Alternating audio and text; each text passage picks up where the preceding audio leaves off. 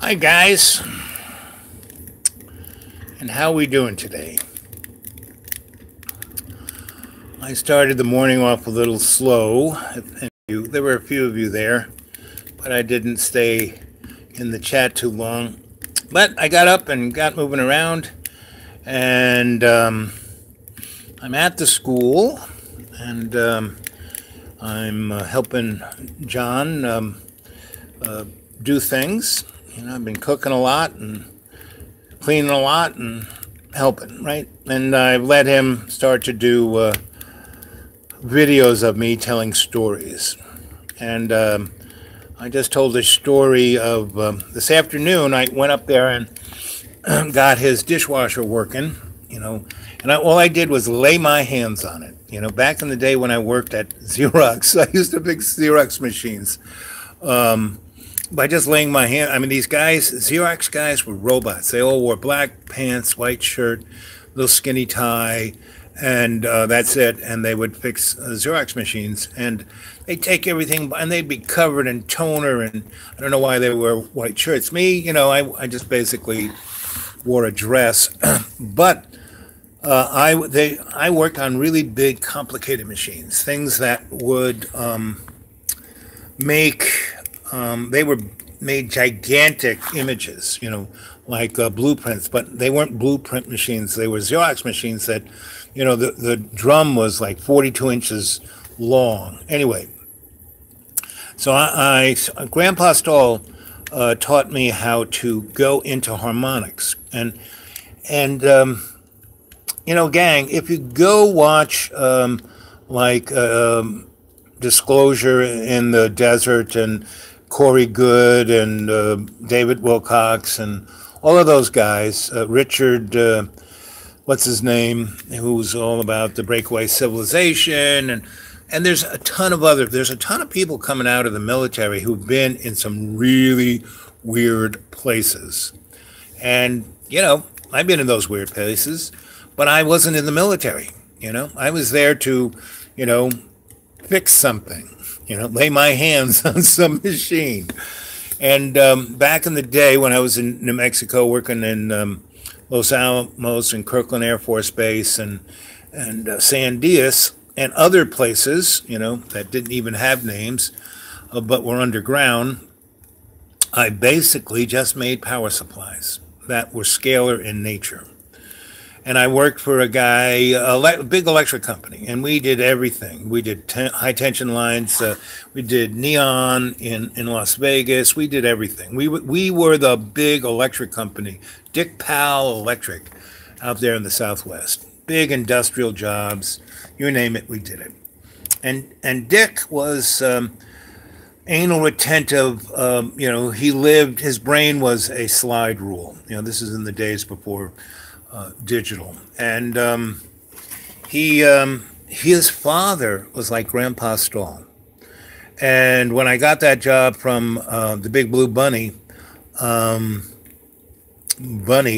employment, Blue Bunny employment, Corey Good, Wilcox, they're hucksters, but their information is irrelevant. And that's really, forget the personalities, you know. What's important is that you get information that you can string the dots together. You can see what's going on. Because disclosure is coming, and of course it's coming in, ooh, that fire is like heating up my phone. Oh, I'm gonna go into, maybe I'm going to turn on the light. Yeah, maybe I'll turn on the light so you can see me. Is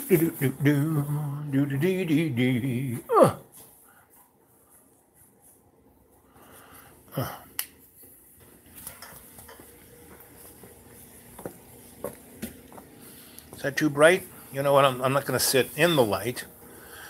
I'm going to sit near the light so I can read you guys. Again, forget the personalities. They're all hucks. Why do you think I left that scene? You know, I was doing that scene, the disclosure scene, the conference scene, the, you know, paranormal scene, the UFO scene, all of that scene in the early 70s, you know, and I was doing it before the conference scene. You know, I was doing it through things like the Theosophical Society and the U.S. Psychotronic Society and the Thule Society and the ISIS Found Institute. And you name it, I was there, you know, and I was the young Turk, you know, and I was the guy with the egoless ego who was the king of disco, right? So all these nerds, I would take them to nightclubs and get them in and get them laid. You know, they love that. You know, I was the party guy. I was like Oppenheimer. You know, Oppenheimer was not the smartest pencil in the box, you know, not the sharpest one. But he knew how to deal with people, and he could throw a really good party, and he knew how to get along with General Groves, you know, and that's what it takes. And that's my personality. I can deal with, you know, authority, not a problem. You know, I have no issues with authority. I keep telling the powers that shouldn't be, guys, you want to stay in power, you want to stay in control, you guys are doing the wrong thing. You know, trying to freak people out, not the way to go. You know, just look at friggin' history. You want to repeat what Rome did? No, not, you know, Rome spent all its money pushing its empire out, and then, you know, Nero had to make money. So what did he do? He passed a law saying that any building or property that burnt down, he owned. So he burnt Rome to the ground, so he would own everything. And then he said, oops, it's all dust. It kind of looks like what California looks like now. You know, they were using the same base technology.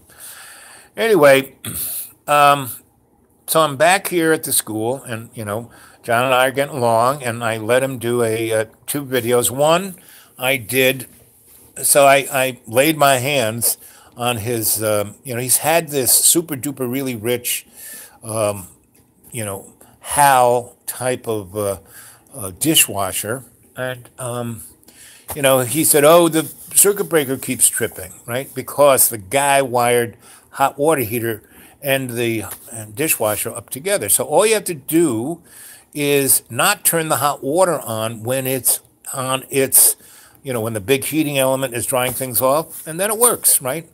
And so I did a few other laying on of hands of technology because that's my real specialty. And I kind of balanced the load. So even if he does turn the hot water on when he's got the heating coil on, it won't pop the circuit breaker. So I did that. But the real deal was, you know, I cleaned his kitchen. You know, his dishes were piled high. You know, the whole thing about a kitchen is that every time you use a pot or a dish or a fork, you wash it then. And if you got a dishwasher, you know, the thing about a dishwasher is you wash the dishes and then you put it in the dishwasher and you run it through, and what it does is it bakes your dishes. So whatever little disease might be on your fork or your knife or dish, it's dead. You know, I mean, that's where dishwashers came from restaurants, so people wouldn't get sick from eating off the same dish. So I fixed that, but the first thing I had to do to be able to do that, to harmonize the kitchen via the circuit, hot water heater, and the dishwasher, I had to clean all the dishes, clean all the surfaces, neaten everything up. And then the rest of the space, once I got into that jag, I started, you know, I moved out from the kitchen into everything around the place that was everywhere. And I did the Huck Finn thing, you know. I made it look fun, and then John said, oh, let me do that. So he picked up and did the rest of it. So that's kind of what I did. Once I got out of bed, you know, I went up and did that. And I cooked a turkey, made stuffing, made escarole, made you know, string beans and sweet potatoes, and made a stew. You know, so we'll have food because we got no food left. You know, I've spent about $200 over the last 2 weeks, and now I'm just recycling, and waiting till John. You know, once this dies, that'll be that, and I'll go buy some more food. But you know, he's starting to realize that the only good food I'm getting is the food that Al makes for me. But I did that for the year and a half, and it didn't sink in. But anyway, so right now we're in pretty good kumbaya. So I laid the hands on the kitchen and his living space, and like that, made it amazing. Goes, this is amazing.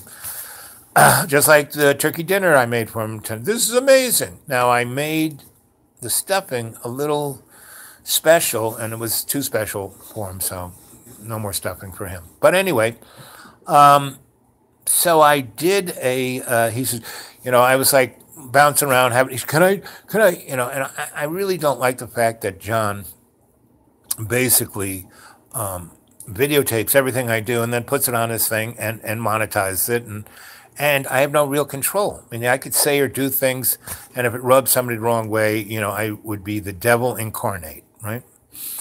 So, wouldn't bother me, but we are at a interesting point in time in history, and I'm doing all these YouTubes, and that's why I want you guys to, historically document, take them off the site, don't mess with the site, but just, I'm sure you can copy them. I haven't closed it or kept it from anyone. You can put it on your computer or on a thumb drive or on a CD-ROM. I would love it if you did that. So just in case, for some reason, because I have a sense that the internet is going to stop being what it is. DARPA, I was around in DARPA when they were putting the internet together. When I was at the seminary, Catholic Church owns NASA. Catholic Church owns, all of science. When Galileo, when they were going to burn him at the stake, they said, we're going to rebrand this. We, the Catholic Church, own your soul, and science will tell us what's going on in the macro, the big world. So all these guys, Galileo, Newton, they were, alchemists, they were magicians, they were shamans, they were griots. But they knew that if they went that direction, they would be burnt at the stake. So they let themselves be branded as scientists. And as you notice, science, I was in the science world for 30 years, as a, electrical engineer, mystic, physics mystic, paranormal psychologist mystic, anthropologist mystic, sociologist mystic, psychologist mystic, and I tie them all together with the forensic bow. That's why I'm a shamanistic, psychosocial, cultural, forensic, anthropologic alchemist, right? So I come from this place of really seeing what's there, looking at all. That's why I made a really good living at being able to look at trends, right? Put all the dots together. So the bottom line is, that's where I'm going. But science today is a religion. This whole thing about global warming, no, morons, we are in an ice age. All you got to do is look at the weather. Put your head out the window if you're in Chicago or anything, above the Gulf of Mexico. It's snowing. It's snowing in Texas. It's going to snow in Mexico. So northern Mexico is going to get a snowstorm next weekend. Chicago's got like 1.5 foot of snow. Dakota. All the Dakotas, Wyoming, Colorado, the mountains of I have friends in California, and the mountains up there, they have more snow than they can measure. Pennsylvania, Ohio, Philadelphia, Boston, all of upstate New York, and it's all coming down. This next week, it's going to be -C everywhere, and it's going to stay that way until April. Last winter that was colder than cold. The what do they call it? The Arctic apocalypse. It's coming back, right? So, guys, you got to start preparing. Get yourself a really good coat and a couple gloves. Get yourself, acclimated to the cold. And the only way you can do this is because Everyone eats out of the supermarket. The supermarket is like 16 hours. There are no warehouses. Good old days, supermarket had a warehouse in the back. They had like 2 or 3 days, a week's worth of food. Today, it's on-time deliveries, meaning those trucks show up every day and fill every day if you go there at 6 in the morning, there are all these guys with carts and all the aisles are blocked by people putting things on the shelves because they do it every friggin' day. They have nothing there. So those trucks stop within 16 hours. There's nothing on the shelf. And if people are like, oh my God. I mean, look, every time there's a hurricane or a storm or any of that, the shelves are gone. So maybe I have to close that freaking fire door. Okay. Hold on. Let's see. A little bit of.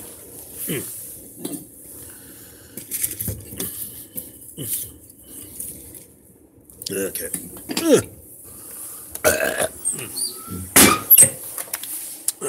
So,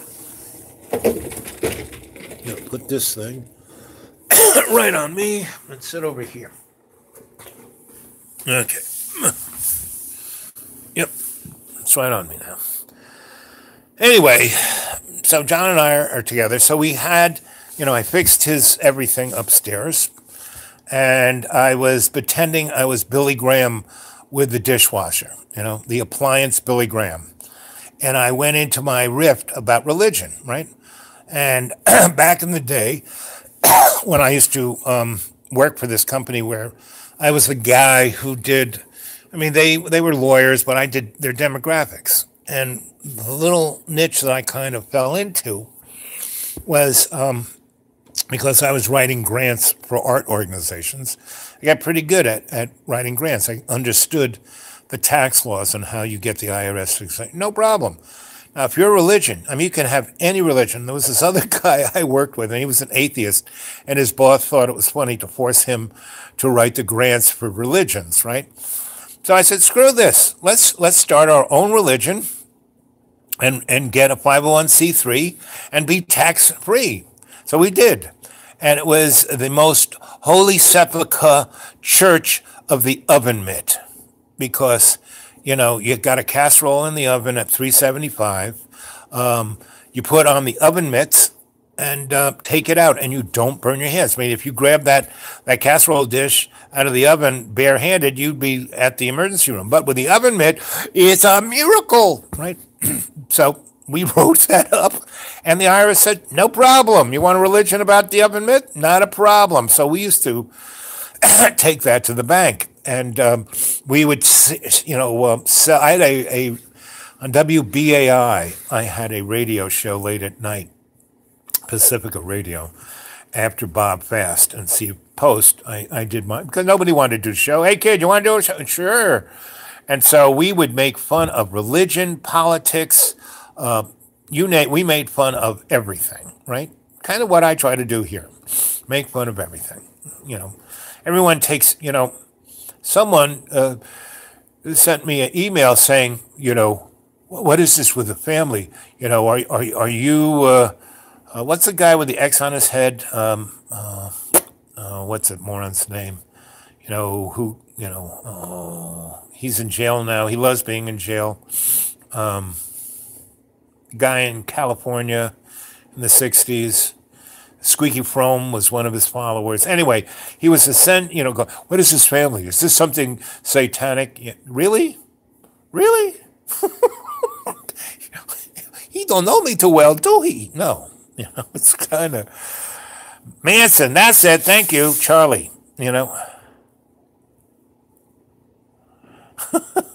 Oh, baby.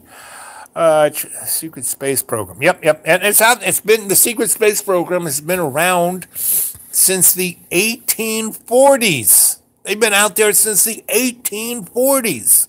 That's why the technological base of those morons is about 2,000 years ahead of where we are. They have zero-point energy. They have gravomagnetic propulsion. They have, everything that was in Star Trek. Why do you think Star Trek was on TV? You know, the guy who was the producer who said, this is going to be like Wagon Train in space. That guy, what's his name? Come on, you know his name. Gene Roddenberry, that's the guy. He was part of that clan. He was buddies with the guy who started Jet Propulsion Laboratory. And that guy was buddies, backdoor buddies with the guy who, Hubbard, who had the religion, which is like, the sacred oven mitt, and Mr. Church of Satan, Mr. Alice. They were all buddies, and a few other really smart. They were all smart guys, and it was all a scam, like the person who said that Corey Good, Mr. How you doing, Mr. Conscious Research? I love this guy's got a great YouTube channel himself. He's got great little orbs. He really, not everyone can shoot orbs, but this guy can. And, you need to, I lost your phone number. Why don't you, send me and anybody who wants to talk to me, send me their phone number at thedudewake42@gmail. Or you want to, just talk to me on Gmail. That's what, dudewake42@gmail.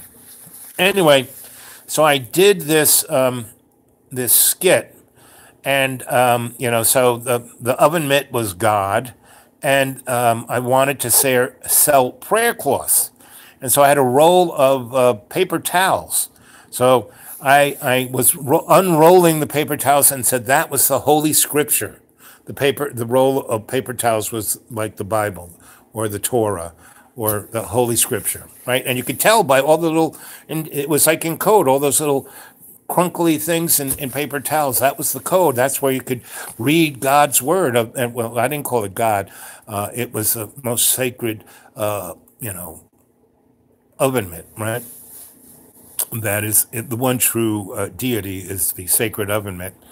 And I just went full Monty on it, and to the point where I, really Orthodox religions want you to basically grovel, obey, and give everything you have to them, which they don't have to pay taxes on. So I was taking that little thing to the bank, and so John was just getting closer and closer and closer to me being the Billy Graham of the paper towel and the oven mitt. And then I showed that the part of the sacrament of the Mass was that I bent over and did a Dan Aykroyd. Remember that skit where he was fixing the refrigerator? He bent over and showed his crack? That's what I did. So I am sure if John puts that up, someone will be pissed off, right? But hey, come on. Jesus laughed at everything. Why can't I?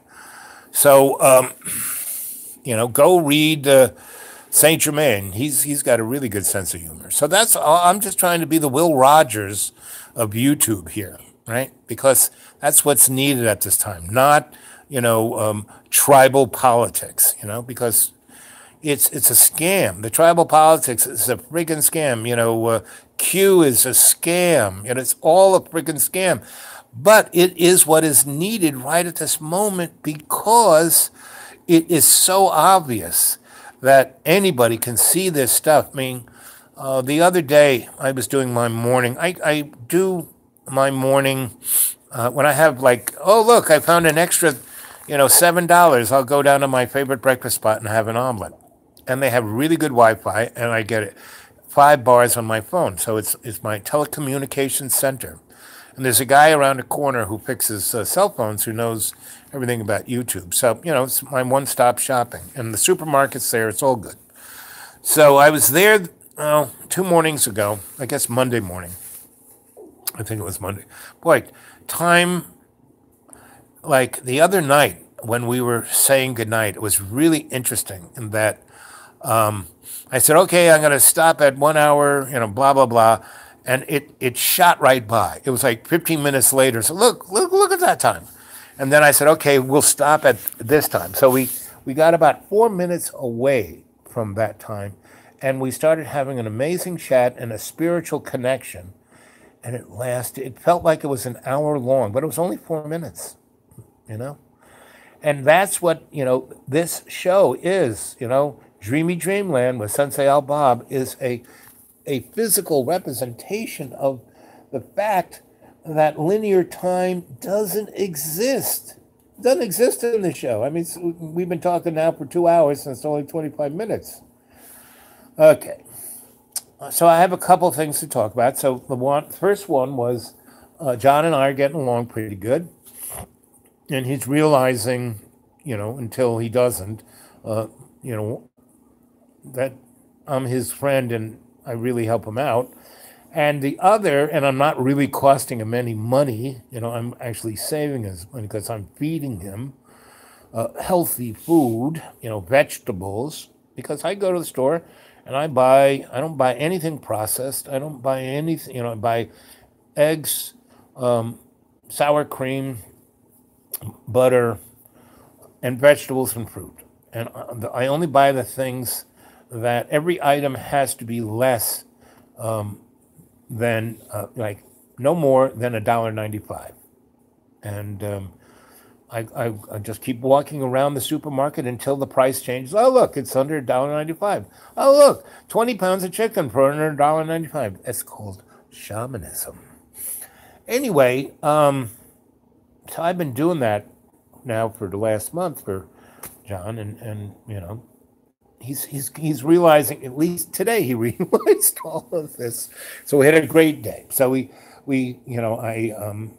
shamanized his living space, his kitchen, his dishwasher, all the above, and did that video, see what he edits it to. And the other thing, so I made this amazing turkey dinner, stuffing, sweet potatoes, a stew, you name it, I did it, right? For less than $12. Because the other day, I walked around the supermarket and I got a turkey, I got a bunch of those things that I just named, for under $22, right? And it's just like turning clouds into bunnies. It's the same shamanism. It's, when the rain is on one side of the street and it's sunny on my side, you can do this. That's the only way I can live. I have no money. I can't just throw money away, But if I need something, it's okay. I'll spend it. I needed those Halloween lights that cost $35 before Halloween, but I walked around the supermarket about 5 times until it went down to below $1.95. And so I bought like 6 of them, So anyway, $12. I could buy $150 worth of Halloween lights for $12. I could do that, that makes sense, right? Anyway, so we had dinner and we were talking, and he's putting downstairs Alestra or cholesterol, or what is the name of the robot that you ask a question and it plays the song for you? He's put that, which is very nice. I mean, now we have music downstairs. I had no music. Now I do. And you can Google things and ask it questions and stuff. It's like Larry, Alexa. Right, that's it. And I couldn't, I was talking to it going, Bob, Sally, Marvin, I couldn't, you'd think it would smart enough. No, stupid, my name is Alexa. No. That, I wish I had I'm going to have to do a video of that one. That was quite humorous. Anyway, so I was playing Joni Mitchell, right? And, he comes down and, I'm making food and I'm playing Joni Mitchell. And, meaning he doesn't even want Alexa to interrupt, to take away the spotlight. So he says, Alexa, shut up, stop. And, I was listening to the music, can't we, we can turn the volume down. You still have the music. No. And he just sat there and went on about whatever he goes on about. Mostly about, it's been 7 years and still he wants to get back with his ex, And I say, forget her. It's your boys that are important, Call them every day, not her. She's playing you. Anyway, so he went on and on and on. And then he went back up, and I put Joni Mitchell back on. I'm making dinner, comes on. And he wanted to know what's the Joni. I said, well, Joni Mitchell, her album Blue and Court and Spark were like instrumental in my life. And he goes, what do you mean? I said, well, music is a harmonic. We are harmonic creatures. We vibrate. And so there's, why do some people like X, Y, this song or that song, and it means something, reminds me, puts them in that moment. And John, who's a really amazing musician, he can play the drums and guitar and all the rest, and he didn't understand what I was talking about. And I said, that music is magic. Music is, anyway.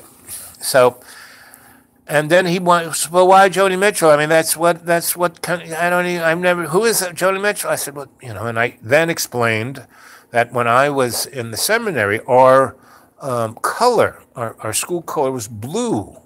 So the album, Blue. Songs are like tattoos, da, da, da, da, da, da. And every song in that album, I thought she wrote for me. I was 14. I thought she wrote for me. And I was having, up until I was 14, I was, a mystic, adept,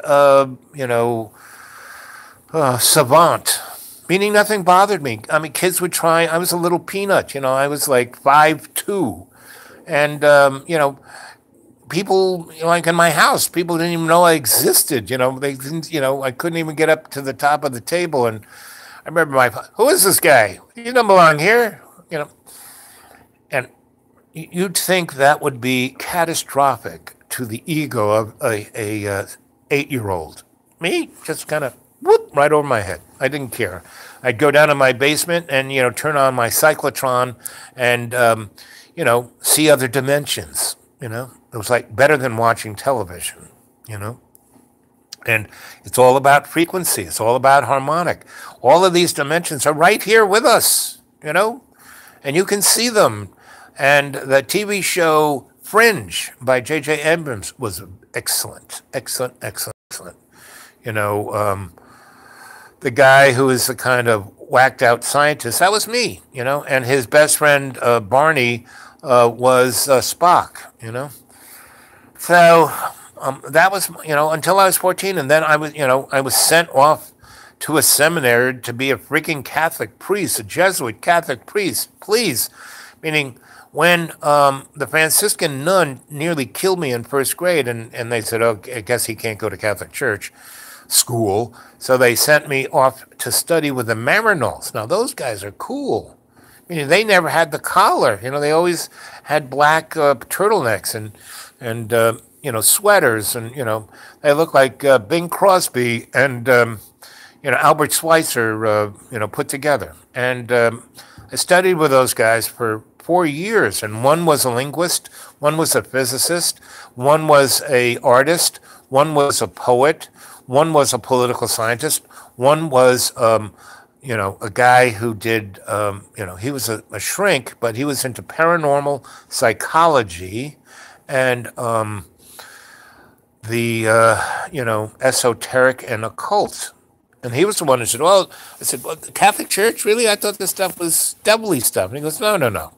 It means hidden knowledge. And the people who control the occult and the esoteric is the Catholic Church, And anyway, so that's how I got it. And that one, and what was really interesting was that these guys would mix all this stuff together. And that's where I became a shamanic, psychosocial, cultural, forensic, anthropologic, alchemist. And all of them were alchemists in their own little disciplines. And I was the shamanic, psychosocial, cultural, forensic, anthropologic alchemist, starting at 4, and the thing that these guys really, he said, if you think you know everything, you're toast. If you think you're finished, you got your degree and you're toast. Who and what you are is the person who's ascending their conscious. you're not going to ever be settled. You know, you've got a hard road to hoe, and we love you, and we've done our best to prepare you, but you're only 6. We're going to turn you on to your grandma's been taking care of you, Mrs. Girling taking care of you, Dr. Teresa. You got a great, Mamo. They've all been taking care of you, and so you're all good, And here you are getting to be somewhere between 7 and 8, and you're not destroyed psychologically. You're ahead of the stream. You'll be okay. So when I was turned back to my family, none of their shit ever bothered me because it just went whoop right over my head. Didn't bother me. Couldn't care less. Right? When bullies would pick on me, I didn't even know they were picking on me. And they'd get bored and they move on to the person that they could make cry, Hey, look at little shrimp, blah, blah, blah, blah, blah, it's a egghead, blah, blah, all this kind of stuff. Right over my head, right? And I had my dog, and he was like Dandy was my guardian angel. Woo! Anyone even came close to me, he went, and if they even thought of laying a finger on me, he already was ripping their arm off. Otherwise he was the sweetest, kindest. Hey, let's play ball. Throw the ball for me. So it wasn't until I went to the seminary, the Jesuit seminary, that my godfather, Cardinal Cushion, sent me. And this guy wore, a black dress, a Louis Vuitton black dress. He had a red cape and a red hat and red dancing slippers, And he was the first TV evangelicist for the Catholic Church. And you should go Google him, a Cardinal Cushion. And he looked like, Bela Lugosi. And that was my friggin', he sent me off to this place. And him and my mom, I was going to be Pope, that was there. He was, he was a few hats below being Pope as a cardinal, and he wasn't going to get there, but he had great plans for me. And that was pretty well, up until I got to be 31. I constantly had these mentors of great power and brilliance who were trying to sculpt me into something, right? And that's why I was in all these very interesting organizations, And I never joined. They let me on the inside. They let me, but I never drank the Kool-Aid, and I never took the oath, and I just, maybe tomorrow. Okay. And they were always like, okay. And George Christie, who, was the head, dude of the ISIS Foundation, and that thing went back. Its lineage went back to Mesopotamia. So, and this guy, he was a powerful. I don't even, he wasn't a. There's no title I can put on that guy to delineate the level of power that he was. Right? He was like above that, above 30 degrees, above any, and he loved me like a son. He, showed me things and took me places and wanted me to do things, and within the construct of what I wanted to do, I'd do it. Otherwise, no. And I was at his deathbed. And he kept, up until he ended up in his deathbed, he really thought I would, drink the Kool-Aid and take the oath. And I didn't, not even on his deathbed. And I love this guy. I mean, he was an amazing human being. And that's why I'm saying, hey, I'm not ready to throw the baby out with the bathwater when it comes to the powers that shouldn't be. They're human, they have their path. And they have their place, what they're doing, what's going on right now may seem like, oh my, it's end of time, blah, blah, blah, blah, blah. No. If you look at history via, geologic time, this is nothing. Global warming, give me a freaking break. This planet has been an ice cube. I mean, only for the last 16,000 years have we lived in the Goldilocks neck of the woods, right? And we're going into the next 30 years, we're going into a real ice age, hopefully, meaning 30 years going into it, 30 years going out of it. We've got 70 years of this really frigging amazing thing. And the only way, we're going to get out of this, or because I would say, in my estimate, that if things go the way they look like they're going, the way the solar minimum is and a few other trends, we are going to lose close to 200 million people in America by 2025. Not a happy thought. And if there is a CMG, coronal mass ejection, and it comes, they have those, the sun has those things all the freaking time. It's just the roulette wheel of probability that we haven't gotten hit yet. Now, we got hit in the 1870s, I think, sometime after the Civil War. I had nothing electric except telegraphs and a few phones and a few odds and ends. And that wasn't even a big CMG. It wasn't an X class. And so it hit us, and it didn't hit us straight on. It just kind of glanced, and it fried every telegraph phone line in this country and the railroads, the two, tracks, that are made out of metal. It's like, so the tremendous amount of current went in there, and it bent those railroad tracks all over America like spaghetti, right? Go Google that one, And that was then. Just think what it's going to do to our civilization that's dependent on really, really sensitive silicon chips. They're going to be fried like potato chips. And your car won't start, your water won't, there will be no lights, there will be no nothing, no cell phones, no zip, and it'll be gone for a long, long, long time. So, if we have this,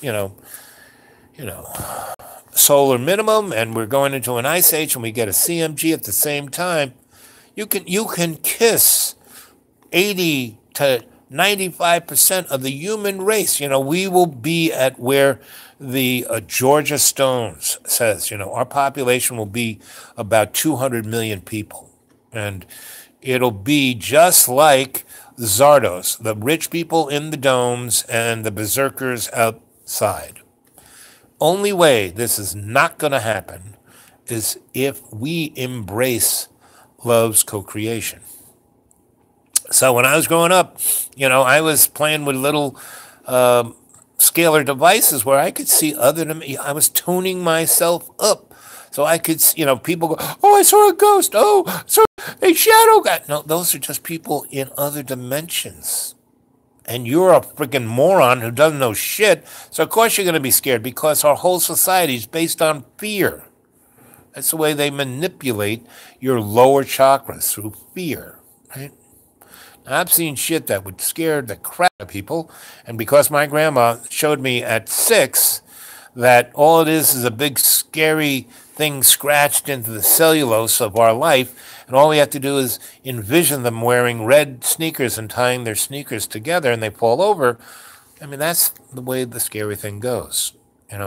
What's the worst that can happen? You die.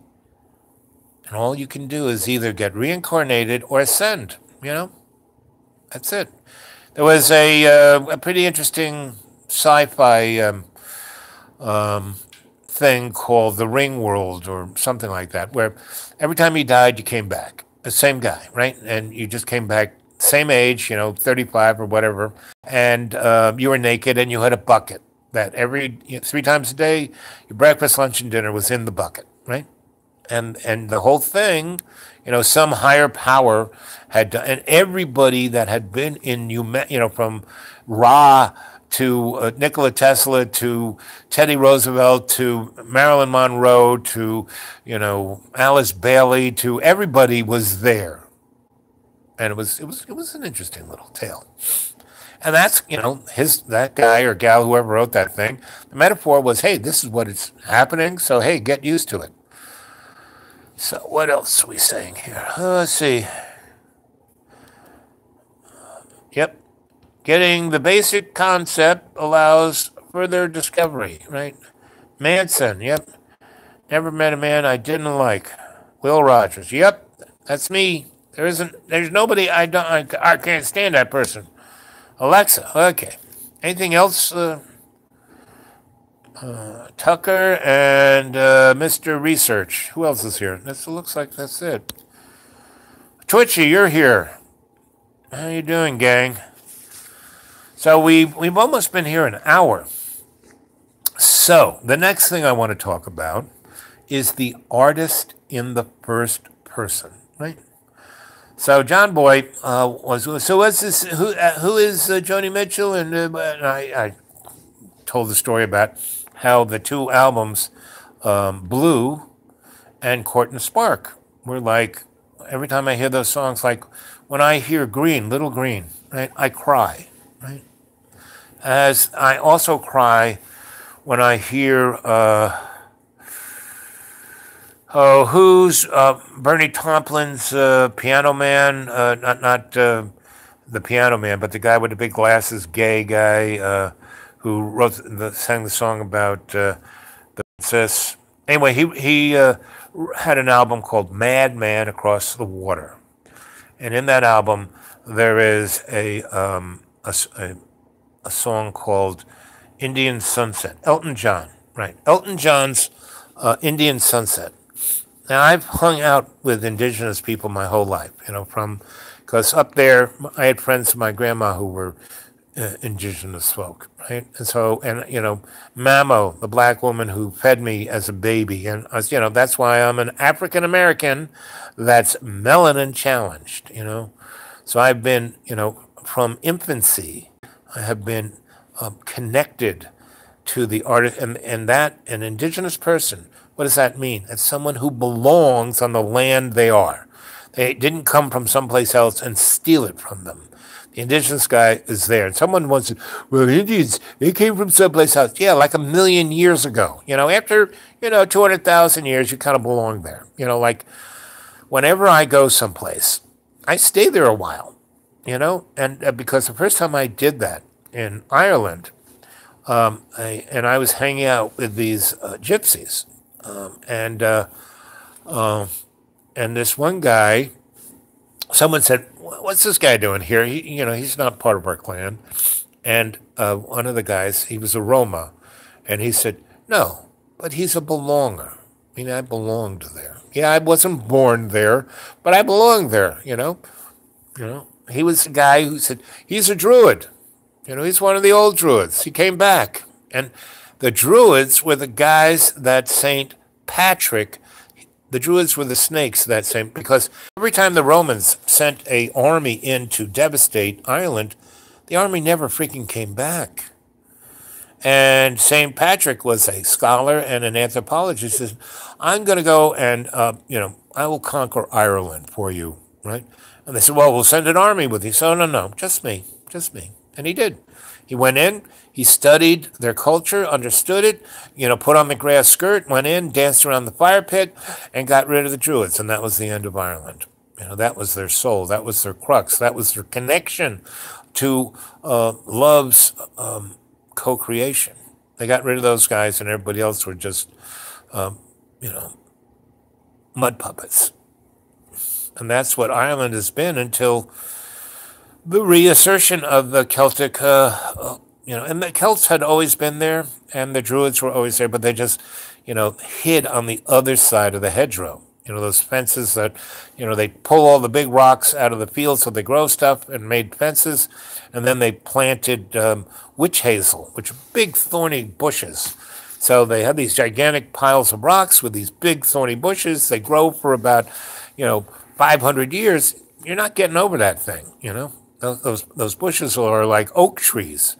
And so the Druids would, hold their ceremonies on one side and the Roman army be on the other, and they'd have to ride 30 miles down the road before there was a break in the hedgerow where they could come back. And by that time, the Druids were gone. And that's what I was taught by my Druidic scholars when I was young, was never go against forces you can't win. Just get out of the way, And I've been always getting out of the way And the only time I didn't get out of the way is when I was 14 and I was thrown into the Jesuit seminary.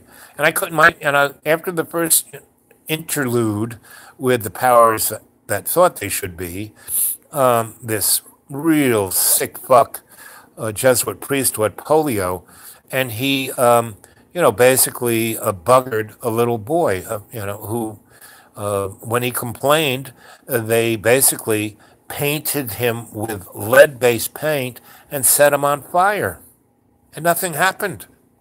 I said, well, that is wrong. That kid was my friend, and no one talked about it. I said, what about Stevie? What about that? And they said, shh, shh, shh, shh, shh. That'll happen to you. Shh, shh, shh, shh. And I said, no, that is not happening to me. And, so that sick fuck, I started, making fun of him. So then he punished me. I had to work in the kitchen. And the kitchen staff were slaves. They were indentured servants. I said, what? You can't leave here? No, we haven't been, we've been here for 6 generations and we never pay off our family debt. And so we work for 13 cents an hour. And every year we owe them more money because we have to pay them rent on our apartment. And I'm, what? This is not right. So I had been working in, for Grandpa Stall, half of our shop was union. I knew about unions. I knew the guys at Local 3. I called up Grandpa Stall. He turned me on to the Food Services Union. I called that guy up and got him there. And I said, and he was looking, so this is a little more difficult. The church, this. I said, screw this. No, these people, you can't have them being slaves. He goes, well, this is true. What do you think? And I'm 14. And I'm making strategy. I said, the only way we can break this is that if we do a strike when it's parents' weekend. Because if these guys have signs and don't cook the food for the parents and have the big whoop-de-doo meal, and, and then the psychotic guy with crutches comes out and tries to whip them, like the slave master, and, you're here, and the TV guys are here, this will end. And that's exactly what we did. So the psychotic guy with the crutches, he had polio. He was livid that I did that. How could you, they're not our class. They're not our they're the other. I said, no, they're my friends. Anyway, it went on and on like that. So he made me work in the farm where I had to get up at 4 in the morning and take care of cows. And that's when I learned that cows, we shouldn't be eating these.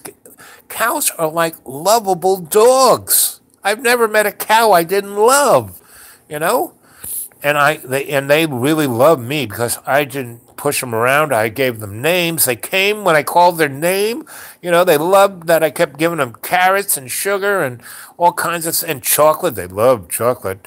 Got them into chocolate. So when we had another big parent thing in the spring, about 3 months before graduation of the upper class, I basically overfed the cows with grain and then gave each cow 2 boxes of chocolate X-Lax and then brought them all into the dining hall. And, it had all, the guy with crutches, he basically was, totally loved to decorate.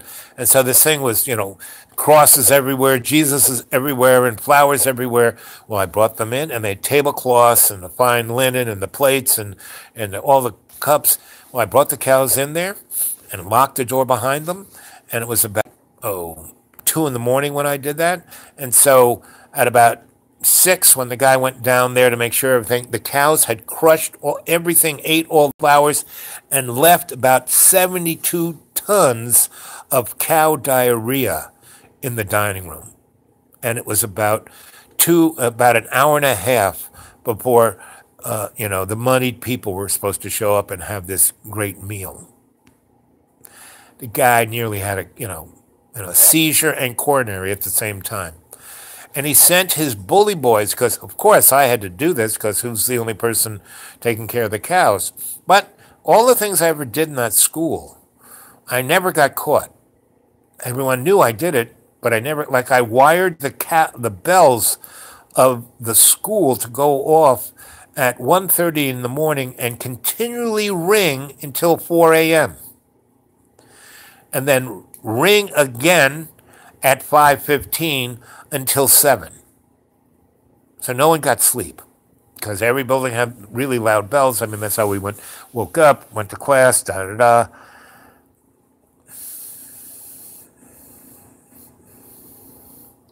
You like that, Limerick Glaze. So so that shows that people are going back and watching the old ones. You guys, yes, I'm being very prolific. I'm knocking out 2 of these a day because who knows how long I'm going to be able to do this, right? So I want to put a lot of, in every one of these, I don't really repeat myself. I may tell the same story, but I tell it in a different way to give a different perspective so you can put the dots together.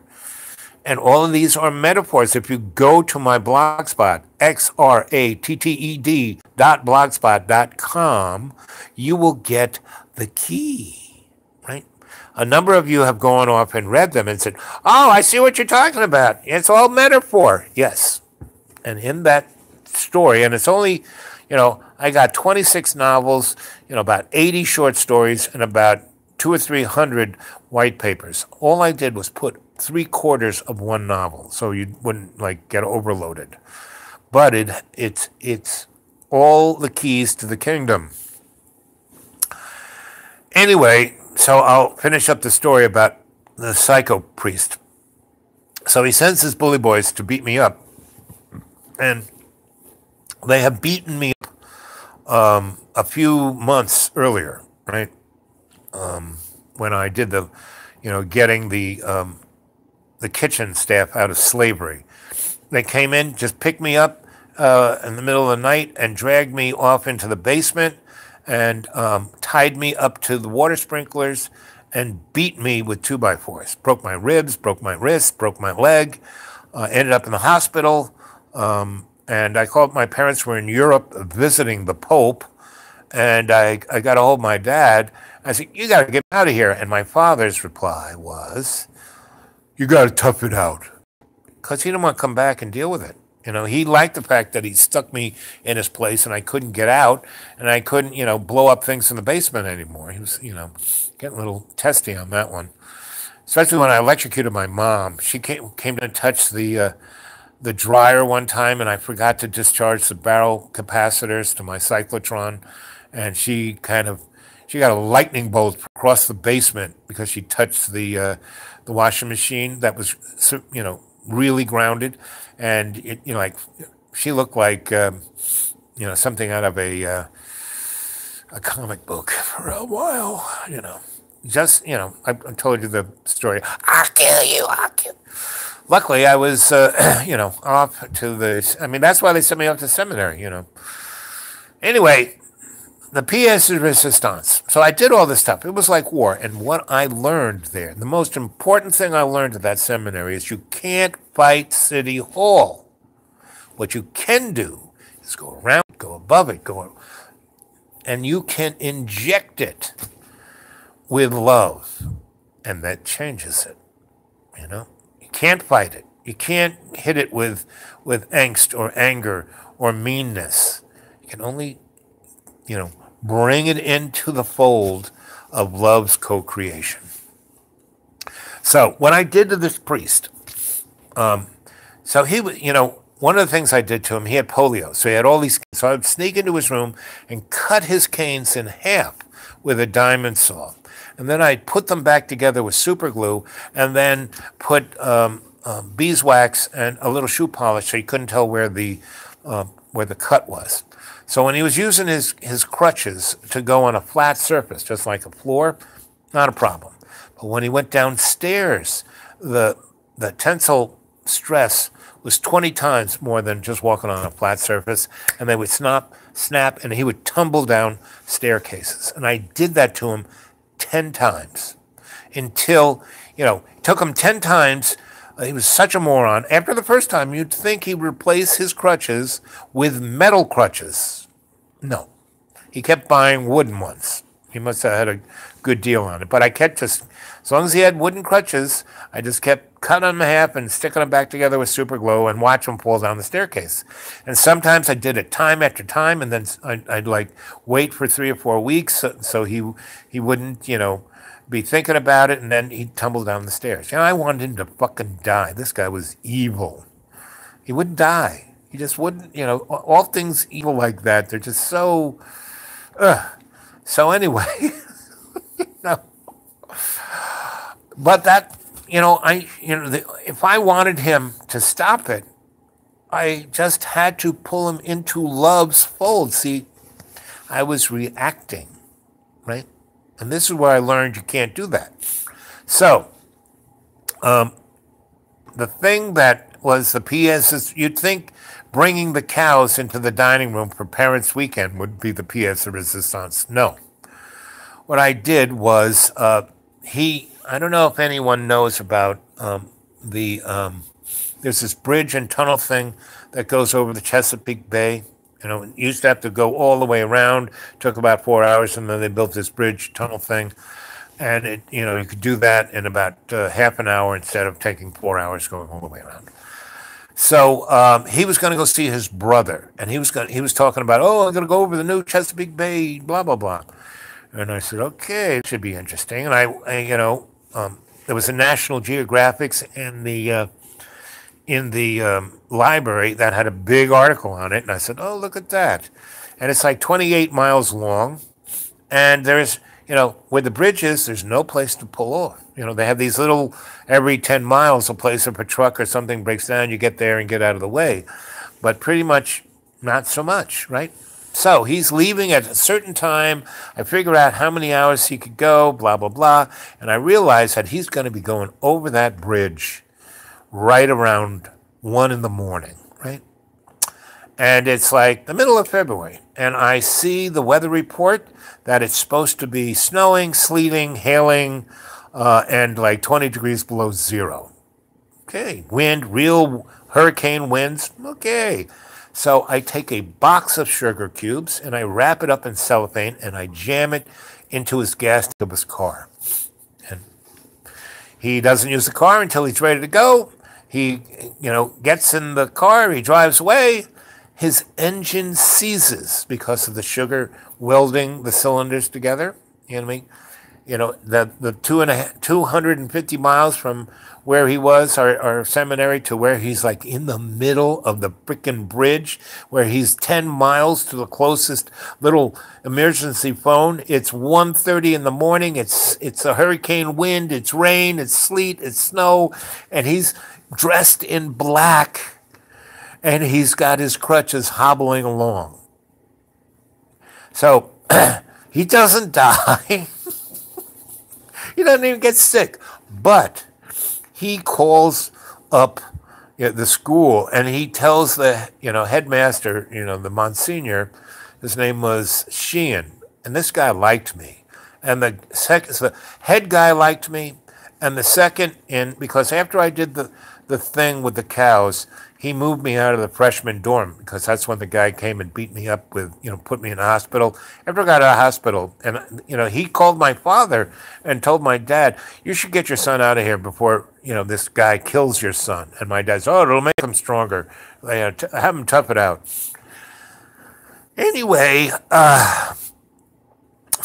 so this guy calls up the Monsignor, and he tells him where he is, and he is, I'm gonna kill that motherfucking kid. There is no evidence that I did this, but of course, who else would do it but me? And so the headmaster comes up, and it's like 3 in the morning, and he goes, "Pack your bags." I said, "What?" He goes, "We're out of here as soon as sunrise." I said, "Where are we going? My parents are still in Europe." He goes, "No. I'm taking you to your godfather." I said, "Really?" You see, he's, and my godfather had an amazing apartment in St. Patrick's in New York, right? The bishop had a nice place, but the cardinal, woo. So, 6 in the morning, we get in the station wagon, the school station wagon. He drives me to New York City. He's already called my godfather said, "You got to take care of this kid. This guy's going to kill him." And I spend the next 3 weeks until my parents come home, and I spend with, which was great. I loved because I was like, I knew all the talk about catacombs. St. Patrick has some serious underground stuff going on, and some serious underground libraries and hidden things.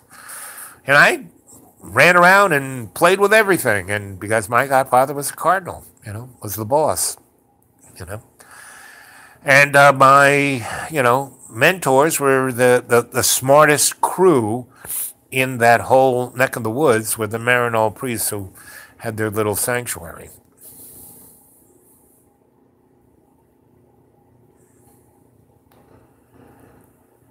Yep. Blue songs are like tattoos,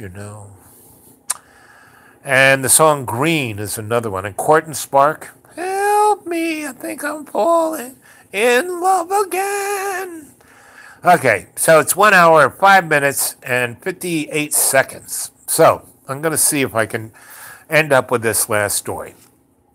So there tonight, John was having this big turkey dinner I made, another Thanksgiving dinner, yummy, yum, yum.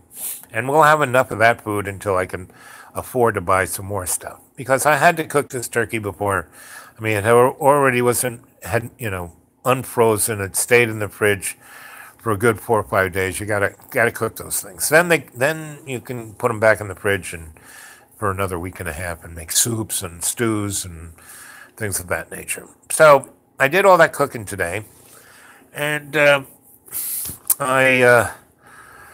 John comes out and I'm listening to Joni Mitchell. He keeps turning it off so he can tell me about whatever. And, I dutifully just listen, being his shrink, I listen, how do you feel? And anyway, so he asked me, who's that? And I tell him Joni Mitchell. And he goes, well, why do you keep listening to her and not listening to heavy metal or whatever things he likes? And I tell her, I said, Joni Mitchell is really important to me because she has stumbled through my life for a number of years. And he goes, well, what do you mean? So then I tell him this story that I'm going to tell you now on my channel rather than just having it on his channel, because he controls his channel. He, monetizes his channel. He never lets me, he's doing better. He is doing much better, and that's why I'm letting him put my stories up on his thing. But I'm going to tell it anyway here. So it's 1 hour, 7 minutes, and 52 seconds. So I'm going to try and get this done before it's 2 hours, right? I'm going to try and close up shop at 2 hours and 2 seconds. 2 minutes and 2 seconds, okay? 222. So I grew up in New York City, right? And I've lived in virtually every neighborhood, Harlem, Lower East Side, the Battery, Brooklyn, Queens, you name it, Bed-Stuy, Brownsville, Williamsburg, Brooklyn, everywhere. Wherever I could find an amazing place to live, the Upper West Side, I had an amazing apartment, a 10-bedroom apartment, 4 bathrooms, utilities for free, right on Central Park South or West or whatever that is there, for $72. I had the knack for a good 30 years, had the most amazing places to live for either free or not much money. And then I get groovy roommates like Allen Ginsberg and go from there. So my parents live in this place called the Manhattan House, which is on Park Avenue. Well, it's on 69th Street between Lex and Park. And it was built after the war. So it's got this kind of 50s modern architecture. And the lobby is mind-boggling because it's set back and it has a place where you can drive. And there's nowhere in New York do they have a place, that you can drive and there's a thing over you so you don't get wet when you get out of the cab. This place did. And it's really fancy. The lobby so it's very George Jetson, but it's air conditioning wasn't inventing, so it's got windows that open. It's got and it's got fireplaces in the top 10 floors. On each floor, the really fancy apartments, the more than 4 bedroom apartments had fireplaces that actually worked. Anyway, so my parents had one of those apartments, and they had doormen. It was a automatic elevator, but they had elevator operators just so they could be that fancy. And they had a big staff, meaning everything was right away took care of you, rich, rich, rich. So and it's right across from what was the name of Hunter College, and I used to look down from our apartment down onto the girls, the gym. It was a girls' school, and they had a gymnasium, and I watched the girls in their little pinafores run around playing basketball. And Paul Simon, he lived in a carriage house right across the street, so I would watch him, leaving his little brownstone. Anyway, so it was very interesting. And I was just down the street from the Council on Foreign Relations, where my mentor Billy Kluver was, and I would go there, and he had his laboratory there, and he had this thing called Automation House. This is 1966, 7, and 8 when my parents lived there, and I would go and play with him, and he had a Nobel Prize for discovering background radiation of the universe, and he brought modern art to America because he curated the Armory show, and he started the Museum of Modern Art. He took that building that was the Armory and turned it into the Museum of Modern Art, and they tore the Armory down and built the Museum of Modern Art. So he was my number one play pal. So between like 14 to 18. I mean, really, from 14 until he died, and I was 20, maybe 32. Anyway, so these were the guys who were my buddies. They were like 40 years older than me. I was always the kid, and I went to these amazing places where only people who wore robes and, knew the ceremony were allowed in. But hey, I was with them. He's with us, So, I'd walk, and that's when I was working for Grandpa Stoll down on 34th Street off of 3rd Avenue, and I'd walk down Lexington, and I'd go by Madame Olga Kluver's, and that was, that 8 years was quite interesting. So anyway, my grandma brought me up. So I learned how to be a great cook, right? And I love Italian food. My brain is German. I got a rocket scientist brain. My heart is Irish. I have a bard's heart, and everything from my diaphragm down is Italian. So I love to dance and music and eat and la dolce vita. So that's how I roll. I'm a real mutt. For years and years and years, I had my name in the New York City phone book as R. Mutt. Mutt, right? Anyway, so my mom, not so much. She's Irish German. She's a great baker. The Germans are great bakers, but not in the Irish. The English neighbor gave them the food to cook, so they weren't the greatest cooks. And the Germans are great bakers, but they fried everything. You like fried stuff, and my mom didn't fry, so she took stuff out of the freezer and threw it in the freezer, and that was the food she made. But my grandma would come, so I grew up with her, lasagna, every kind of pasta in the universe, every kind of antipasta, every kind of Italian cookies, every kind of vegetable, every kind of eggplant parmesan and meatballs. So I knew how to make all that stuff, and I loved it when she did. And pretty much every Friday or Sunday, she would come over and cook. And when she did that, I was there. But on Fridays, my friend JD, his mom, lived down in Greenwich Village, and she had an apartment right on top of the village gate. And so we would, if my grandma wasn't cooking, I'd go down to JD's house, and Mrs. D would, have the total full Monty Italian meal, right? With 20 different things because she was like my grandma, but even more, she loved to do it.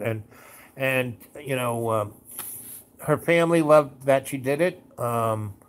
And she was a really good cook, so she would cook a lot and then sell a lot of that because there was no Mr. D in the scene, right? And so, anyway, I would go down there on Fridays and the Village Gate, so they had the big doors to go into the Village Gate, which was used to be a bar, but now it's a nightclub. And, and at that time, that's where, people like, Dylan and Joan Baez and Judy Collins and Joni Mitchell and the Kingston Trio and that, all of that, what do they call that music? That kind of music would play there, right? Not rock and roll. I mean, they kind of had a little bit of that, but really that kind of folk music. That's the word I'm looking for. And so they had the main entrance. They had no, they had a stage in the back, but it wasn't even a stage.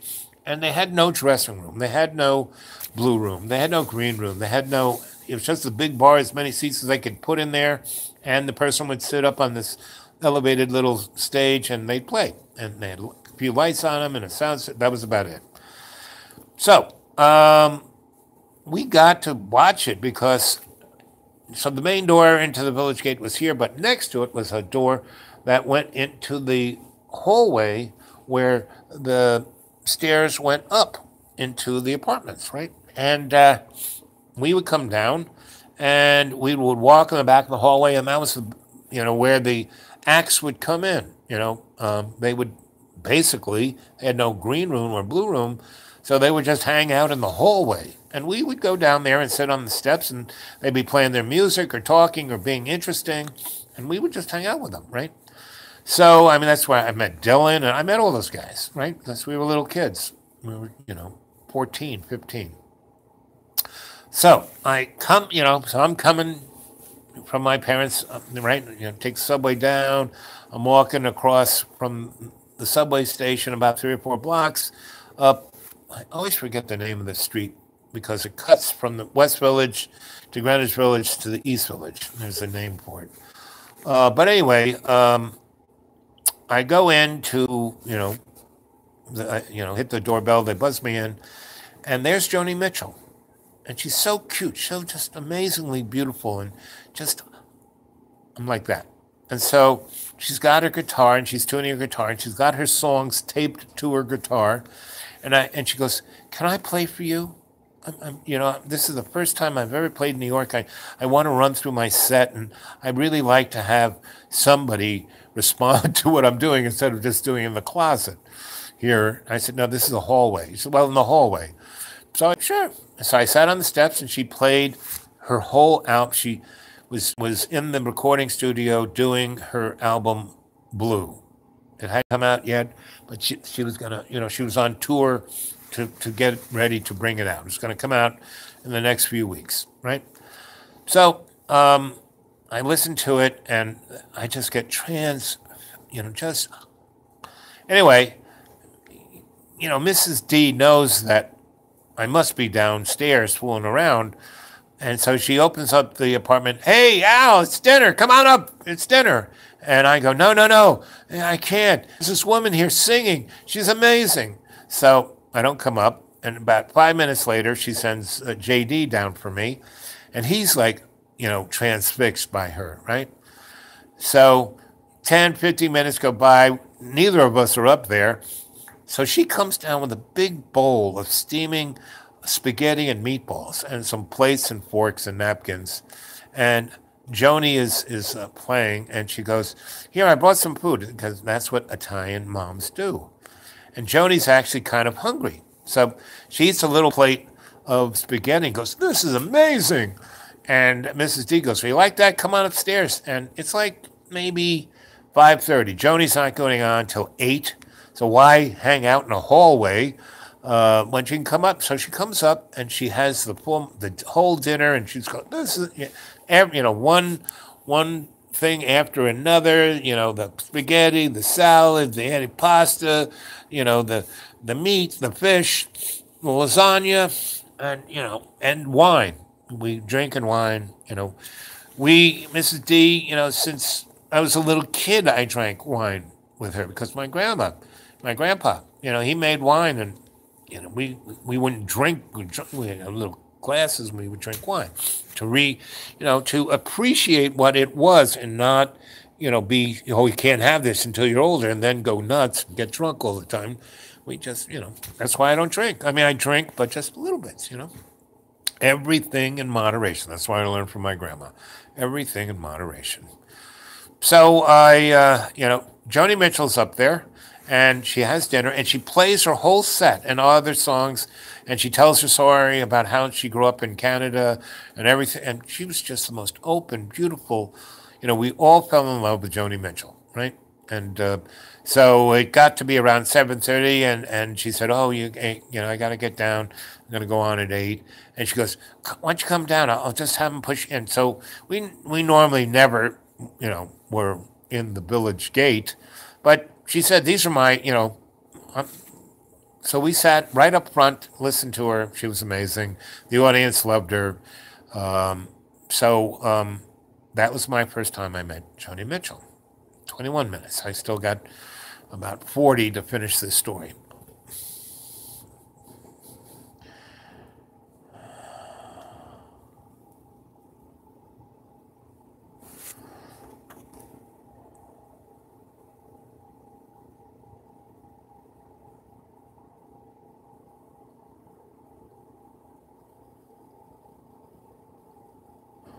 Ryan, was that in New York or was that in Canada? Because this story keeps going because, see, Joni Mitchell kept popping into it's again like the Mandela effect. So, and then I go off to prep school, and the album comes out, and the only thing that got me through the seminary was listening to that album over and over and over. And I had a girlfriend, and she was in a nunnery. And she and I were like the crazy. She was beautiful and brilliant, and she loved me. And we just, one day I'll tell you the story about her, Gina Riley. Anyway, so her school colors were green, and the song on that album, Little Green, and she used to call me Blue, and I used to call her Little Green. Anyway, so I thought Joni Mitchell wrote that album for me and Gina, right? And so, like, when I was playing it in the kitchen, and John said, "What is that? That music?" And I said, "Well, this is the music of my life." And he said, "What do you mean?" And this is the story. So I met Joni Mitchell at the gate. Then, I'm working in rock and roll a few years later, and I see her a few times at the Fillmore East. And I don't say anything. I mean, I talked to, I unloaded a truck with Jimi Hendrix. Yeah, I hung out with David Bowie, but there was something about Joni Mitchell that I was just like that, right? I loved her. I was fascinated, just right. So I saw her a number of times, and, there was the Buffalo Roadhouse. I lit that, and in the back it was a bar restaurant, and in the back was the VIP room. And what that was a pretty big room. You could stick 300 or 400 people. So the Beatles would come, and the Rolling Stones would be there, and other people, and they would get up on the stage, and they would, do music for each other, right? And I could go in there. I was the electrician. And the guy who did it, his best of buddies was Ivan Karp's friend, who owned OK Harris, and I had wired. That's a art gallery. It was the first big gallery in Soho. Anyway, so I was part of that whole Soho scene and the art scene and the avant-garde scene and you name it. So I was not, shy. I could talk to anybody. The guy, my mentor, was a Nobel laureate. I was not shy, right? But Joni Mitchell, I couldn't. couldn't say anything. Couldn't strike up a conversation. I had girlfriends by this time. I was a smooth. I was macho before macho, Mr. Macho. That was me, with a good sense of humor. So anyway, so I saw her a number of times here, and again, I was at this table with her because the guy who owned the place was my buddy, and she was a big star that evening, and I couldn't say. I was sitting next to her. Couldn't say anything. So I was in Paris, when she did Court and Spark, and she has that, I was a free man in Paris. I was there, I was staying there. This is when I was like roaming. I was about 17. First time I went to Europe on my own, and I realized I could go from Ireland to anywhere in Europe, and just get on a ferry, get on a train, and I did. And I was in Paris, and there was Joni Mitchell sitting at a cafe, sketching on her little sketchbook, and no one knew who she was. So she was a free man in Paris, right? And I could have just sat down and say, "Hey, can I sit down?" Set those little tables. I could be right next to her and strike. Did I? No, I stayed across the street and watched her until I couldn't stand anymore and left. And it just went on and on like that. I kept bumping into her, and at places and times where I could have stepped in and said, "Hey, how you doing?" and been myself, and might have been dating Joni Mitchell, my dream. So let's see, 26 minutes. Okay, so a number of these things, right? And when she was in Soho, I was the dude. That's where I got that nomenclature, was the dude. I wired everyone's everything. I wired her loft. And I could have been there when she was there. I kept doing the work, for the contractor. "You want to meet Joni Mitchell?" It's like, So the pièce de résistance to this story is, so I have a friend named Frank, and he started other friend. I had all these kind of nightclubs and bars and restaurants that I just did. I didn't officiate anything. I just did it, and it became really popular.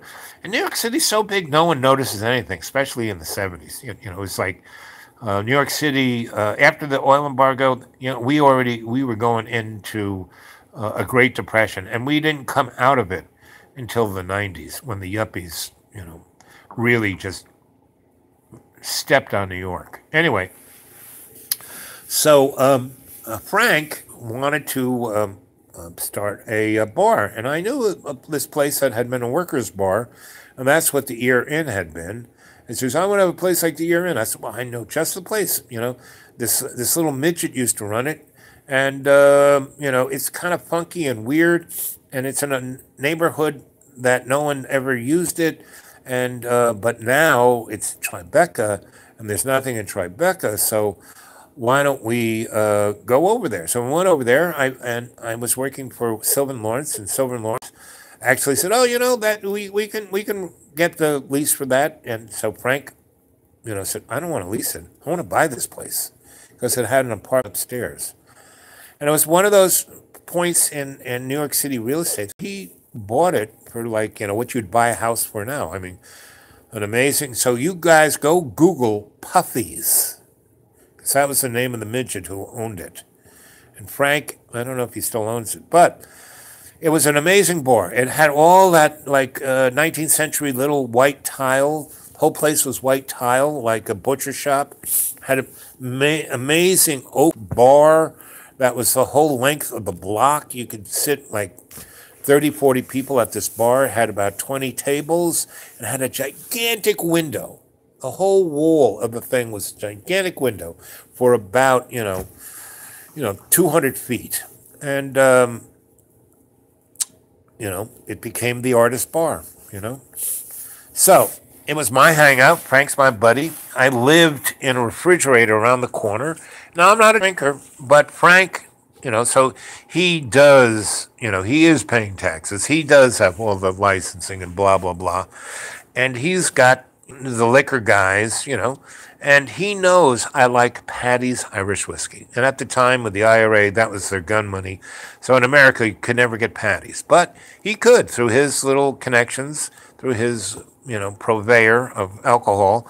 So he got a little case of Paddy's, and he always kept a bottle under the bar for me. And every day, in the evenings, after whatever, I show up around 7, 8 o'clock, be there for an hour or two, talk to my buddies. We had a little pool room off to the side that nobody else used, and we'd play pool or talk about art or whatever we did. And I would sip my little Paddies, and because this window was so big, you could see everything going on. It was right on Hudson Street, right. I think it was I forget what name of the. And my girlfriend, she lived in this little nook. It was this alley, and so I would either go over to her place or she'd come over. I had a gigantic refrigerator, a 3,000. It was owned by Hotel Bar and Butter, and the old guy who owned that business, his refrigerators with ammonia as a refrigerant, and nobody would touch it. And I fixed it for him, so he gave me a whole friggin' refrigerator, and those refrigerators were insulated with like 4 feet of cork. And this is when I was studying Wilhelm Reich's work, and I got a hold of all his books through, my friend who was a publisher for, it was Antediluvian Publishing Company, a lot of really exotic stuff. So, and because I had this high and dry, amazing refrigerator, barometrically controlled, he would, when I got about a half a ton of books, and it was right on a loading platform, so he could put it there, and he knew nothing would, there would be no water damage or anything, and I had this place for in perpetuity. Anyway, so I got all of Wilhelm Reich's work, and I, built orgone. I turned that whole freaking refrigerator into an orgone environment, right? And that's why I got into the paranormal, because I started changing my frequency so I could see other dimensions. That's, what they do now. That's, the secret Space Force, how they deal with all the, E.T., that the movie Men in Black, that little secret their home office that's right there down at the Battery of Manhattan. That's actually what the fuck it is. That big thing that looks like, oh, that's the vent for the Brooklyn Queens tunnel there. No, that's actually what that thing is. I mean, that movie, Men in Black, is 100% what the fuck is going on. Anyway, so there I am at Puffy's, and I'm talking to all the drunks because, a good third of Frank's, because he had this other nightclub that we started it started out just for mercs, assassins, because that's what he wanted to be. But he was a nice Jewish boy, so he didn't join the Green Beret or the Foreign Legion or any of that. But he loved having those guys around him. And they were interesting. They had great stories. Think I got good stories. Wow! Those guys had stories. And I'll tell a few of those at another time. But I want to get this done before 2 hours. We got 1 hour, 33 minutes, and 21 seconds. So I got about a little less than 30 minutes to finish up. So there I am in Puffy's, right? And I'm talking to my art friends, Willie and Jody and Bariah, and we were this crew of artists that were pretty. We did our art, and we had a notoriety in our art, but we had to pay the bills, so we were all tradesmen, carpenters. I was the electrician, Jody was the plumber, and Bariah was the mason. Anyway, so Gary Blue was the painter. So we'd all meet there. And we would, have a few sips, and then we'd go some other place. We'd go walk down to Chinatown, or go to Little Italy, to Mike Finelli's, or we would go over to, I forget the name of the other little bar where we would go play pool. That was a little quiet room that we went to. Anyway, I'm sitting there, and this big limousine shows up, right? Then I go, oh, look at that. Because the big window, you can see whatever comes down the street in this big limo. Who gets out of it but Joni Mitchell? And she's like, again, it's like, and frozen again, right? And she comes in and sits right next to me, and she's drunk. I mean, really drunk. And she kind of leans on me. Her breast is like against my cheek.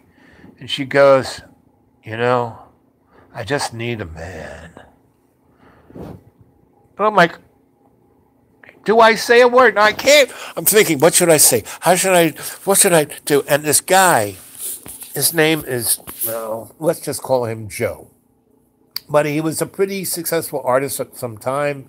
He made some money. Then he became a drunk. And that's all he did. He got there at 10 in the morning, started drinking. They rolled him out at 2 in the morning, and then he'd come back. And so anyways, so this guy hasn't bathed, shaved, or changed his clothes in 6 months. He's shat in his pants about 40 times already.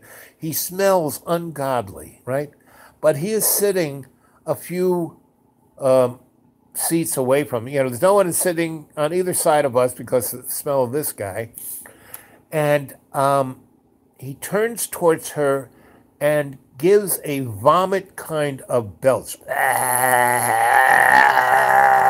And the smell nearly curls her hair. And she looks at him, right? And she moves next to him and starts whispering in his ear.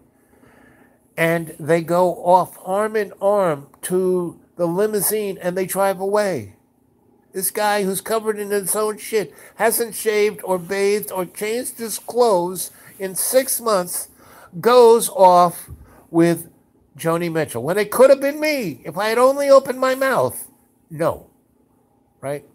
So I come back, in the afternoon, looking to see where this, it wasn't there. Came back the next day, wasn't there.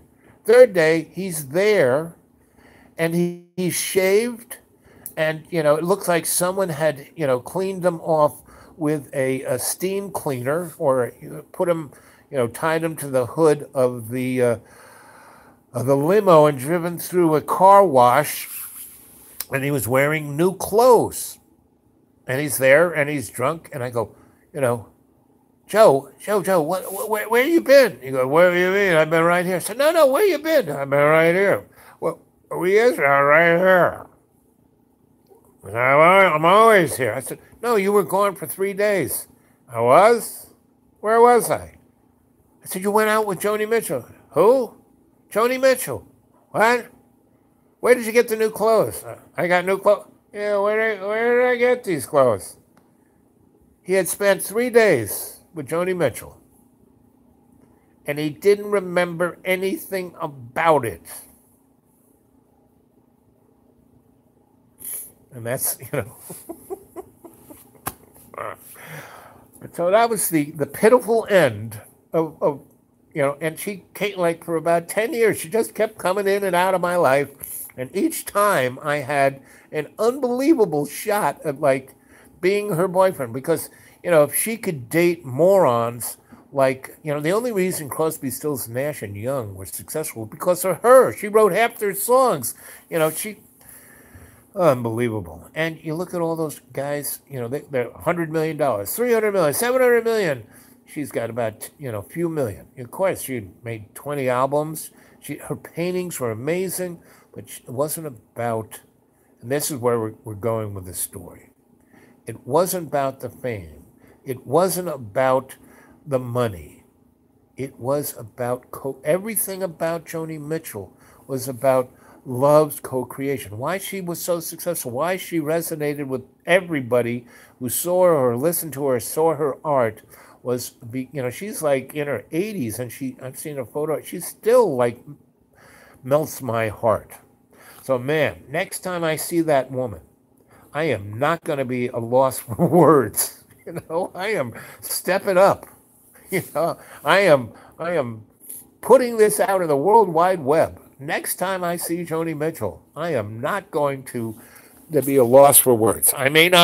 She may turn around and walk away from me. I will not worry about that. I am going to tell her this story. She probably doesn't even remember me, because I was, kids, that I'm pretty hard to miss. But whenever she was around me, all of those times, I was like wallpaper, So the real thing about that is that she is the artist in the first person, and that is the person who co-creates with love. And a good example of the artist in the first person, going way back when, is Og and Grog in the cave doing those drawings. That is what. Why would that guy or gal scribble on a cave? Because he or she was in co-creation with love's creation. And that was Joni Mitchell. And any great artist in the first person, that's what they are. Oh, Johnny's Blue.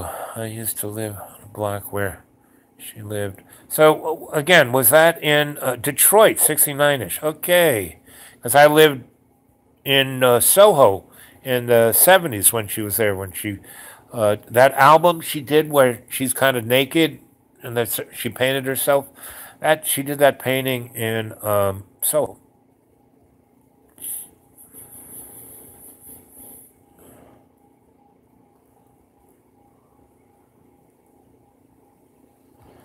All romantics meet the same fate, baby. See, I thought that song was about me with, the story I just told you. The romantic meeting the same fate. That's it. 33 Thomas Street. Thank you very much. Dragon, you are the best. You're all the best. Every time I can't think of what I'm talking about, you guys know it psychically. Yes, she wiped his mind. I don't know. I knew that guy was a drunk the whole freaking time, but when she, stumbled into that, she was drunk. If I had only opened my mouth, I would have been in that limo. But I was like, hubbada, hubbada, hubbada, hubbada. Then, you're right. I wouldn't have this story. Well, it would have been another story. Anyway, so, okay, we got a good 20 minutes, gang. What do you want to talk about? Let's see, let's go back. And so there's Mr. Research. Guys, I'm going to walk. It's starting to get cold here. I'm going to walk up before I freeze here.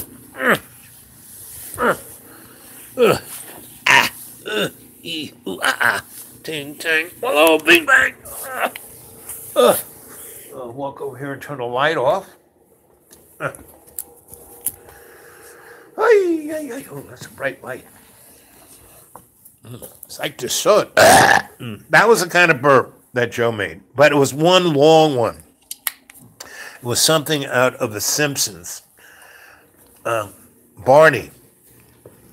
The guy, Joe, we'll call him Barney. He looked just like Barney. He acted like Barney. He was that fat. That, like I said, hadn't washed or changed his clothes in 6 months. He had shat in his pants, and Joni Mitchell walked out with him. Ow. Up the hill I walk. I used to have to crawl up these stairs. I'm going pretty good.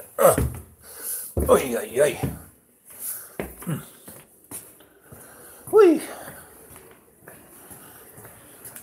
Going into my little cell.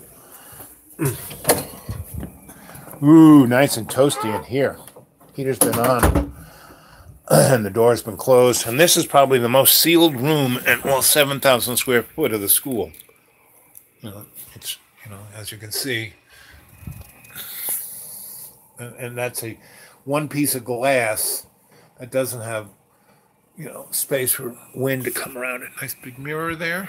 Anyway, so let's see what you guys are saying. Yeah, boo. Let's see. Never met the man. Will Rogers. Yep, that's me. I'm the Will Rogers of the 21st century. That's what I'm working on. That's why I did that cowboy riff in the mornings. That was my Will Rogers kind of. Thanks. Lace. Yep. Limerick lace.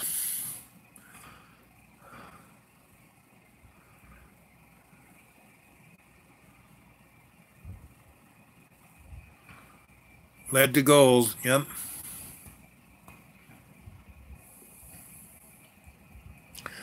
And you know, you can always call me OWL, but Al, it'll work. Okay.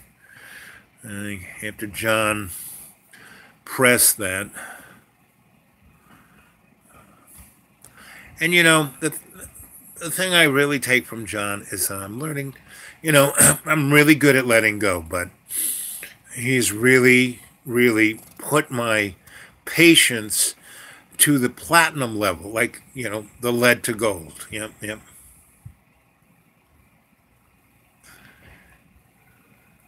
Sages, griots, scratch the surface, how those intervals can do, set themselves actively in the physical form. Very interesting. Yep, yep, yep. Let's see. Let's see. It really started to come together this past week. See, that's what I'm trying to help. You know, somebody gave me a hard time for calling you guys family, like I was, you know, what's his name? But we're not a cult. We're a family. That's the difference. How I got to, let's see, I'll keep reading. I'm going to start a new story since we only got about 15 minutes. But I'll tell you how I came to Roanoke, the next one.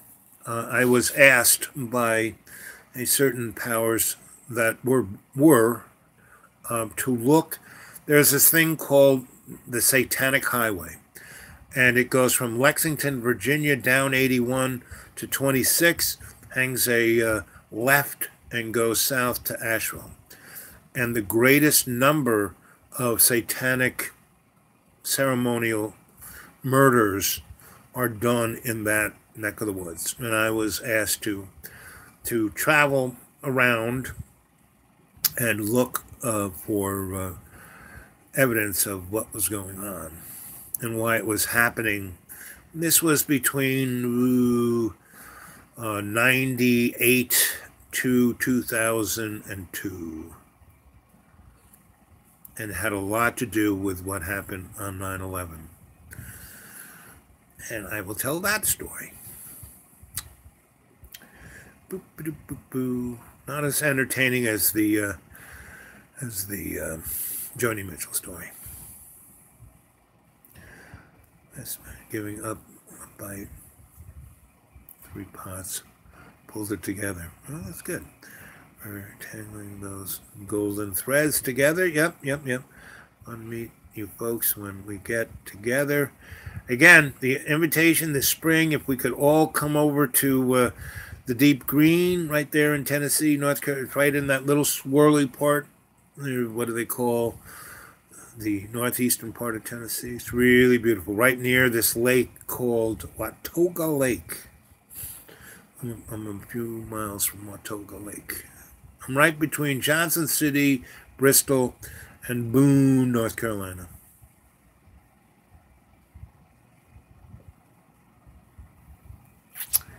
I'm glad to help, my friends. I'm always here for you. Yes, all of you meet me, some part of me, in Dreamtime. I'm always there for you there.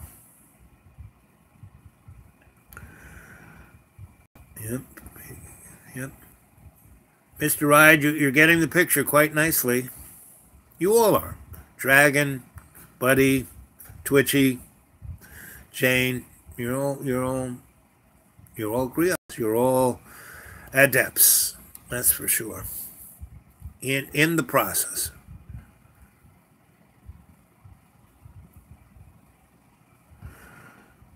Yep, Detroit. Detroit, 69. Detroit's a great city. It's really a shame what's happening to all our cities. Yep, all romantics meet the same fate, crying in their beer. I just had my mouth open capturing flies. 33 Thomas Street. Dragon, you are the man. You keep picking out the little bits that I forget.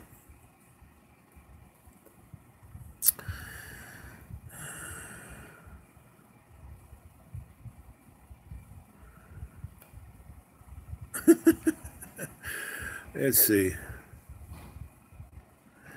The Zardos film is a mirror of what can happen if we don't send out love's co-creation. You got it, buddy.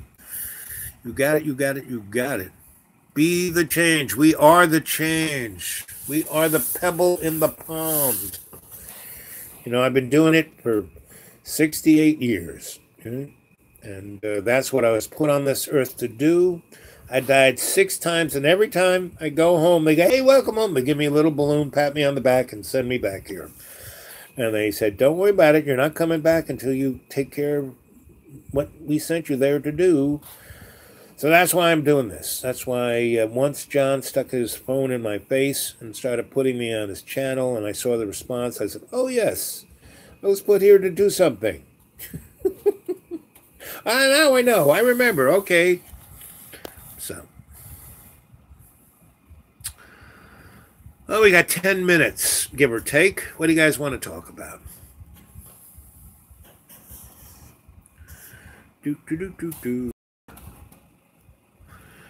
So that artist in the first person, you are all the artists in the first person. So, there's 100, 200, and almost, we're moving towards 300 adepts on this channel here, right? So are you guys talking amongst each other? Have you gotten a hold of each other's websites and emails and starting to see, oh, I'm right by you, and trying to make your cadres, right? Have you guys gone and found 3 or 4 people in your neighborhood who you hang out with? You're going to go check out this guy, Sensei Al Bob. Dreamy Dreamland with Sensei Al Bob. OWL Bob. Yeah, but you can call me Al. So anyway, that's part, we just, baby steps. We just keep moving forward. We're doing great. We're keeping doom at bay. Just keep dropping those little pebbles into the pond. Okay, we got about 10 minutes, give or take. So why don't we do a little meditation here, okay? Breathe in 20%. And breathe out 30. Close your eyes. Using your breath, breathing in the prana, you are visualizing the white light in your imaginary mirror where you have sleep, see it clearly, and you are grounding yourself with your chi, and you're breathing in the prana and breathing out the waste products of your body. You're quieting the chatter of your conscious mind. And 1, your conscious mind is totally focused on your breath. You've illuminated your imaginary mirror, and you're taking that white light of the prana of the universe, the healing, life-giving power, and you're illuminating your subconscious. You're walking into your subconscious, which is the library of your Akashic record. See it clearly. Walking in, there's the table. Bright light from above. Comfortable chair. To your left is your librarian. See your librarian clearly. Remember your librarian. Your animal totem. See your animal totem clearly.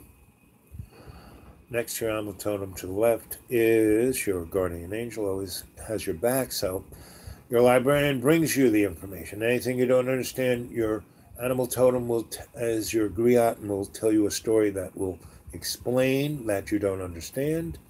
And your guardian angel is always to protect you. So even though you may feel somewhat vulnerable receiving information, you will always be protected. See it clearly. Now I want you to take whatever agitation or anxiety, fear, or whatever that's giving you, like a pebble, instead of the pebble in the pond, it's the pebble in your shoe. Take it out, put it in your Akashic record, open up the book, put it on a blank page, close the book, boom. Now that fear, that anxiety, that pressure, that pebble is gone. Now, at a later time, you can open the book and see what it was, and because it's in your Akashic record, you'll have perspective. But, oh, that's what, oh, it's no big deal. Why was I scared of that? Oh, why was that bothering me?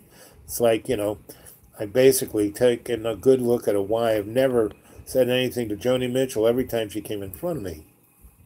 But as I said, as the World Wide Web is my witness, she comes in front of me again, and she will see this and giggle. And when she sees me, if I don't notice her, which I'm pretty sure I would, she's going to go, "Hey, homeboy, come over here." Right? Because I am sensing that, she's, an important part of me, and I'm an important part of her, as all of the people who do love her. She is like me. I mean, I don't get fixated on anyone I love. I just love them completely, totally, and I'm always there. What makes me happy is making the people I love happy. And as Will Rogers said, there isn't a man I ever met that I didn't like. Well, my little quote is, and you can quote me, there isn't a Homo sapien sapien that I haven't loved. Right? So, everyone I meet, I make happy. And by making them happy, it makes me happy. And in every day and in every way, I take the piece of the earth and I make it stronger through love's co-creation. And that brings me joy. And that's why I enjoy every moment of my life. Aho. And that is the pledge of this family. The crest, the garland, the flag that we fly is to make all our relations happy. To enjoy every second of our existence. So we, in every day and every way, take that piece of the earth and co-create it in the ascension of our consciousness and all that we love. We step up. We give a hand out. We give a hand up and not a hand out. See it clearly. We don't worship. We co-create. We don't obey, we serve love's co-creation. We don't grovel, we live by example through the gratitude of love's co-creation. See it clearly. So stand up, stretch, you're in your library, look to your right, and there's the doorway. Walk towards the doorway. There's a handle, open, walk through it, put your hand on the railing, it's a step going up, and then you find you're on a bridge, crossing from your subconscious mind to your superconscious mind, which is the sanctuary of your own choosing, where love exists with open arms to cradle you in unconditional love and forgiveness. And that bridge that you're crossing, that's your id, right? So the id is not who you are. The id is the bridge between your subconscious mind, your Akashic record, and your superconscious mind is where that your bag of water is simply the avatar of your consciousness.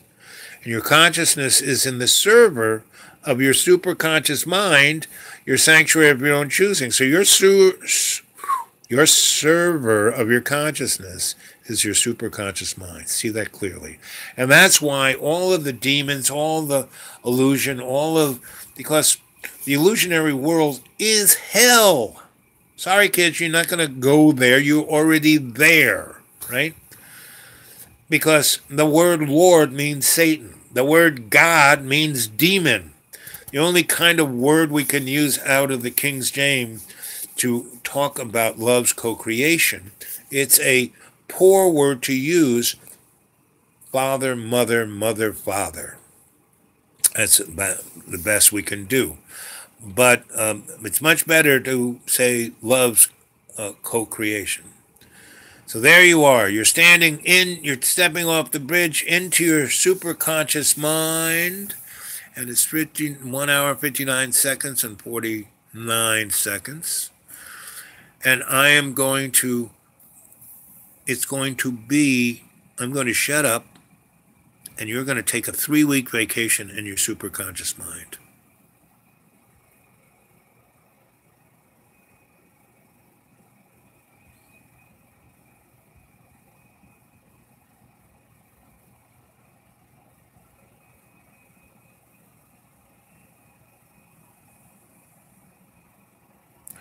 Three, you're in a deep, deep, deep state of relaxation.